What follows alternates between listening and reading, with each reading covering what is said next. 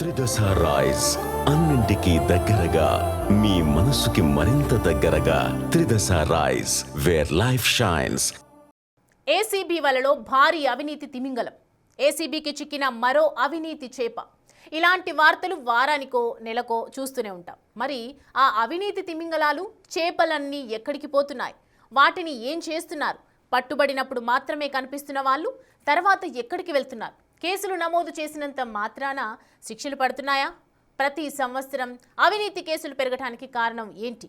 ఇలా ఎన్నో ప్రశ్నలున్నాయి. కానీ ఏసీబీ కేసులున్నా నో ప్రాబ్లం. సర్కారు ఉద్యోగానికి ఢోకా లేదనే ధీమా ఎక్కడి నుంచి వస్తోంది?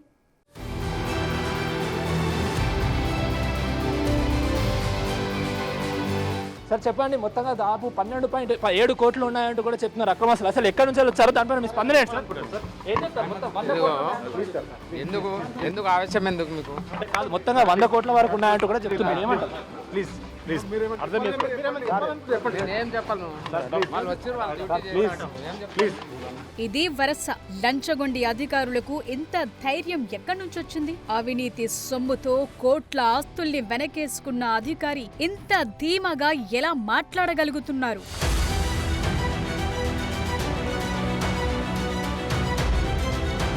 లంచం తీసుకుంటే శిక్ష పడుతుందనే భయం లేదు. కేసు నమోదైతే ఉద్యోగం పోతుందన్న ఆలోచన లేదు. కరప్టెడ్ ఆఫీసర్లు ఏసీబీని ఎప్పుడో లైట్ తీసుకున్నారా?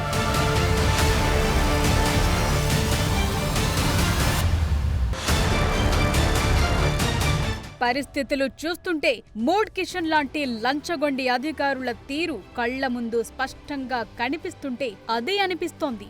వాళ్ల డ్యూటీ వాళ్లు చేశారు, బయటపడేందుకు మా దారులు మాకున్నాయి అన్నట్లుగా ఉంది వ్యవహారం. లంచాలకు మరిగి అక్రమ ఆస్తులను కూడబెట్టడంలో ఆరితేరిన రవాణా శాఖ Mahabubnagar deputy commissioner Mood Kishan ఏసీబీకి చిక్కారు. సికింద్రాబాద్ ఓల్డ్ బోయిన్పల్లిలోని ఆయన ఇంటితో పాటు రాష్ట్ర వ్యాప్తంగా మరో 11 ప్రాంతాల్లో ఏసీబీ అధికారులు ఏకకాలంలో సోదాలు నిర్వహించి నగలతో పాటు అక్రమాస్తులకు సంబంధించిన కీలక పత్రాలను స్వాధీనం చేసుకున్నారు. హైదరాబాద్ తో పాటు మహబూబ్ నగర్, నిజామాబాద్, సంగారెడ్డి జిల్లాల్లోని కిషన్ బంధువులు, సన్నిహితుల ఇళ్లలో నిర్వహించిన సోదాల్లో మొత్తం 12,72 లక్షల విలువైన స్థిర చరాస్తులు లభ్యమయ్యాయి.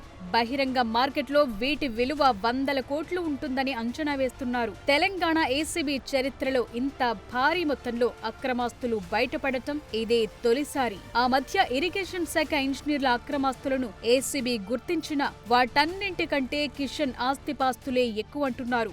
సోదాలు ముగిసిన తరువాత ఆదాయానికి మించిన ఆస్తుల కేసులు కిషన్ ని అరెస్టు చేసి రిమాండ్కు తరలించారు.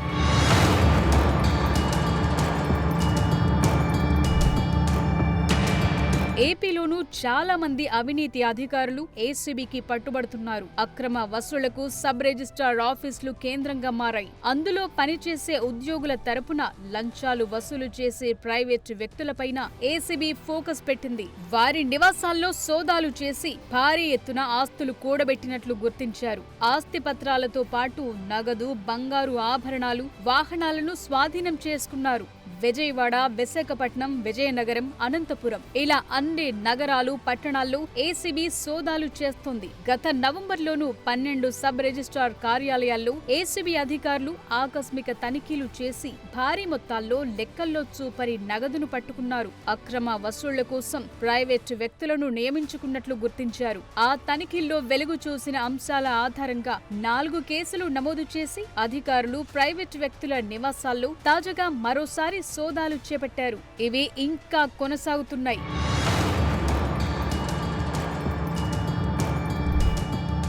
సాధారణంగా ఏసీబీ రైడ్స్ జరిగినప్పుడు కనిపించే సోదాల హడావిడి, అరెస్టులు చూసి జనమంతా ఇక వీడి పనైపోయింది అనుకుంటారు. కోట్ల రూపాయల నగదు, కిలోల కొద్దీ బంగారం, ఎకరాలకు ఎకరాల భూములు, భవనాలు బయటపడినప్పుడు సామాన్య ప్రజలకు ఒక రకమైన కసి తీరినట్లు అనిపిస్తోంది. కానీ ఆ తరువాత ఏమవుతుందో ఎవ్వరూ పట్టించుకోరు. ఈ అవినీతి చేపలు, తిమింగళాలు ఏ సముద్రంలోకి వెళుతున్నాయి? పట్టుబడిన అధికారులు మళ్లీ కుర్చీల్లో ఎలా కూర్చుంటున్నారు అనే దానిమీదే తీవ్ర చర్చ నడుస్తోంది.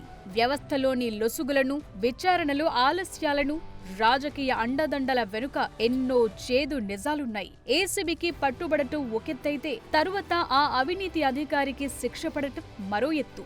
ఏసీబీ ఒక అధికారిని లంచం తీసుకుంటుండగా రెడ్ హ్యాండెడ్ గా పట్టుకున్నా, ఆదాయానికి మించి ఆస్తులు గుర్తించినప్పుడైనా వెంటనే అరెస్టు చేసి రిమాండ్ కు పంపుతారు. కానీ అసలు కథ అక్కడే మొదలవుతుంది. ఏసీబీ ఒక అధికారిపై కోర్టులో ఛార్జ్షీట్ దాఖలు చేయాలంటే ప్రభుత్వం నుంచి ప్రాసిక్యూషన్ పర్మిషన్ రావాలి. ఈ అనుమతి రావటానికే ఏళ్లకేళ్లు సమయం పడుతోంది. రికార్డుల ప్రకారం తెలంగాణలో గడిచిన 5 ఏళ్లలో నమోదైన 600కు పైగా కేసుల్లో దాదాపు 80% కేసులు కేవలం ఈ ప్రాసిక్యూషన్ పర్మిషన్ కోసమే సెక్రటేరియట్లో పెండింగ్ లో ఉన్నాయి.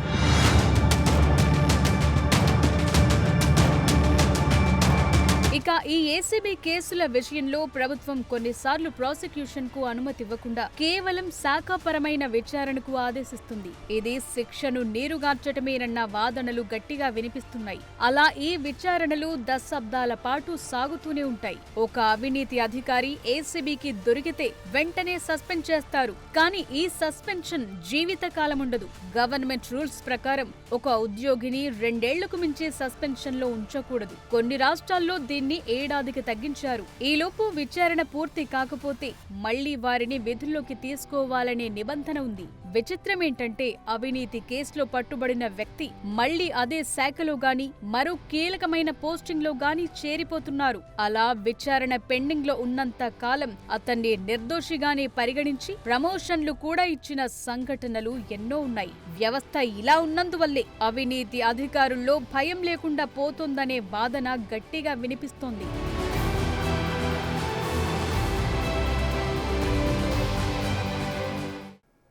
ప్రతి సంవత్సరం తెలుగు రాష్ట్రాల్లో వందల మంది లంచగొండి అధికారులను ఏసీబీ పట్టుకుంది. ఆదాయానికి మించి ఆస్తులున్న అవినీతి అధికారులను కూడా అరెస్టు చేస్తోంది. కుప్పలు తెప్పలుగా కేసులు నమోదవుతున్నా సరే కరప్టెడ్ ఆఫీసర్లందరికీ తగిన శిక్ష పడట్లేదు. పైగా ఏటికేడు అవినీతి కేసులు పెరిగిపోతున్నాయో తప్ప అస్సలు తగ్గట్లేదు. మరి అవినీతి అధికారుల్లో భయం పుట్టాలంటే ఏం చేయాలి? లంచం తీసుకోవాలంటేనే వణికిపోవాలంటే ఎలాంటి కఠిన చర్యలు తీసుకోవాలి?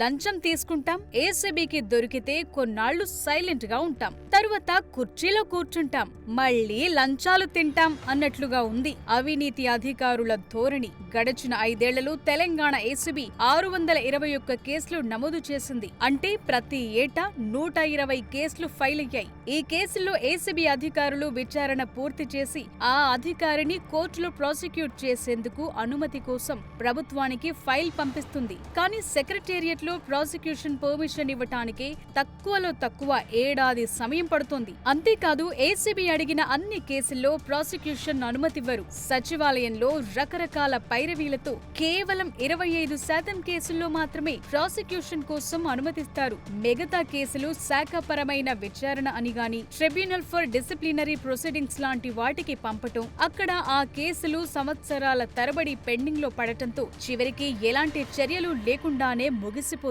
మరో షాకింగ్ ఎలిమెంట్ ఏంటంటే ఏసీబీ కోర్టులో వేసిన కేసులు సంవత్సరాల తరబడి అలా సాగుతూ ఉంటాయి. ఏడాదికి కేవలం 20 నుంచి 25 కేసుల్లోనే తీర్పులొస్తున్నాయి. 2023-24 సంవత్సరంలో 19 పాత కేసుల్లో తీర్పు రాగా అందులో 9 కేసుల్లోని అవినీతి అధికారులకు శిక్ష పడింది. 10 కేసుల్లోని అధికారులను నిర్దోషులుగా విడుదల చేశారు. 2024-25 సంవత్సరంలో 22 కేసుల్లో తీర్పు చెప్పగా 12 కేసుల్లోనే శిక్ష పడింది. మరో 10 కేసుల్లో నిర్దోషిగా తేల్చారు. అంటే ఏసీబీ కేసుల్లో 50% వాటికే శిక్షలు పడుతున్నాయి.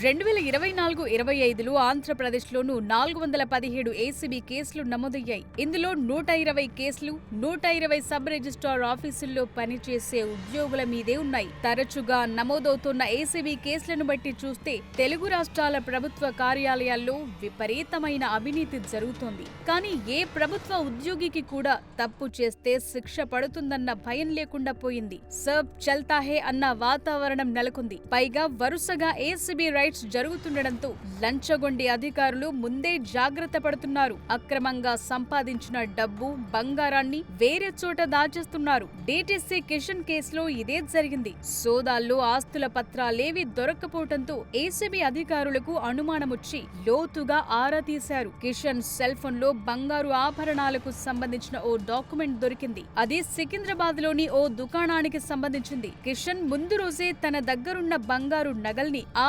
దుకాణంలో పెట్టారని ఆ వ్యాపారి చెప్పారు. ముందు రోజు రాత్రే ఓ బంధువు ఇంటికి వెళ్లి ఆస్తుల పత్రాలను అప్పగించినట్లు విచారణలో తేలింది. నారాయణఖేడ్లో ఒక 30 acres ల్యాండ్, తర్వాత ఒక నిజామాబాద్లో 10 acres ల్యాండ్, అందులోనే ఒక కమర్షియల్ కాంప్లెక్స్, ఒక హోటల్, ఒక అపార్ట్మెంట్ కన్స్ట్రక్షన్ అయి ఉన్నది. అది బిల్డర్స్కు ఇతని మధ్యలో 50% అని అగ్రిమెంట్స్ ఉన్నాయి. కొన్ని కిలో వరకు బంగారు నగలు కూడా గుర్తించాము, అవి కూడా సీజ్ చేశాము. బ్యాంకులో ఉన్నటువంటి అమౌంట్ ఒక 1,30 lakhs పైనే అమౌంట్ ఉంది, అది కూడా ఫ్రీజ్ చేశాము బ్యాంక్స్కి లెటర్స్ ఇచ్చేసి. ఇప్పటికీ చేసింది 12 crores 50 lakhs పైనే వర్త్ ఉంది. ఓన్లీ డాక్యుమెంట్ వాల్యూ ప్రకారంగా, మార్కెట్ వాల్యూ ప్రకారంగా ఇంకా ఎక్కువ ఉంటుంది. అది ఈరోజు అతను అరెస్ట్ చేసాం, రిమాండ్ చేస్తాము, తర్వాత కస్టడీ తీసుకుని విచారిస్తాం. టోటల్ 12 ప్లేసెస్లో సోదాలు జరుగుతున్నాయి. అందులో ఒక 3 places నారాయణఖేడ్లో, ఒక 3 places నిజామాబాద్లో ఉన్నాయి, మిగతా 6 places హైదరాబాద్లో ఉన్నాయి. ఈ భయం ఎప్పుడైతే ఏసీబీ వాళ్ళు రైడ్స్ ఈ మధ్యలో ఎక్కువైపోయాయని చెప్పే భయంతో అతను ముందే డాక్యుమెంట్స్ అనేది వాళ్ళ రిలేటివ్స్ దగ్గర పెట్టాడు. అది మేము మార్నింగ్ వచ్చినప్పుడు ఇక్కడ ఒక డాక్యుమెంట్ కూడా దొరకలేదు అసలు. తర్వాత అతను విచారిస్తే రిలేటివ్ దగ్గర ఉన్నాయంటే ఆ రిలేటివ్ కూడా పిలిపించాము, ఆ డాక్యుమెంట్స్ తెప్పించాము అతన్ని. నెక్స్ట్ బంగారం కూడా అంతా పాట్ మార్కెట్లో ఒక గోల్డ్ షాప్లో పెట్టామంటే ఆ గోల్డ్ స్మిత్ కూడా ఫోన్ చేస్తే అతను కూడా గోల్డ్ తీసుకొని వచ్చాడు, అవి కూడా సీజ్ చేశాం. ఇప్పటికున్న ఆస్తులన్నీ కూడా వీళ్ళ family members, wife and family members పేరు మీద ఉన్నాయి. ఏసీబీ కేసుల విషయంలో అవినీతి అధికారుల్లో భయం లేకపోవటానికి కారణం శిక్షలు ఆలస్యం కావటమే. ప్రభుత్వం ప్రాసిక్యూషన్ కి అనుమతిచ్చి కేసు కోర్టుకు వెళ్లినా తీర్పొచ్చేందుకు 10 నుంచి 15 ఏళ్లు పడుతోంది. 10 ఏళ్లు గడిచేసరికి సాక్షులు నిందితుల ఒత్తిడికి లొంగిపోయి తమ స్టేట్మెంట్ మార్చుకుంటున్నారు. అంతేకాదు ఏసీబీ కేసుల్లో కన్విక్షన్ రేట్ చాలా తక్కువగా ఉంటుంది. అనేక ఏళ్ల పోరాటం తరువాత 15 నుంచి 20% కేసుల్లో మాత్రమే దోషులుగా తేలుతున్నారు. మిగతా వాళ్లు అంతే, టెక్నికల్ రీజన్స్ తో బయటపడుతున్నారు. ఏసీబీ కేసులున్నా నో ప్రాబ్లం అనే ధీమా పెరగటానికి అనేక కారణాలున్నాయి. ఒకసారి దొరికినా బెయిల్ వస్తుంది, తరువాత ఉద్యోగము వస్తుందనే ఆలోచనలో ఉన్నారు. రాజకీయ నేతల అండదండలతో పైరవీలు చేసుకుని కేసులు మూలన పడేలా చేస్తున్నారు. ఇక కేసు తేలేసరికి ఆ అవినీతి అధికారి రిటైర్ అయిపోతాడు. చివరికి పెన్షన్, ఇతర ప్రయోజనాలు కూడా పొందే అవకాశం ఉంటుంది.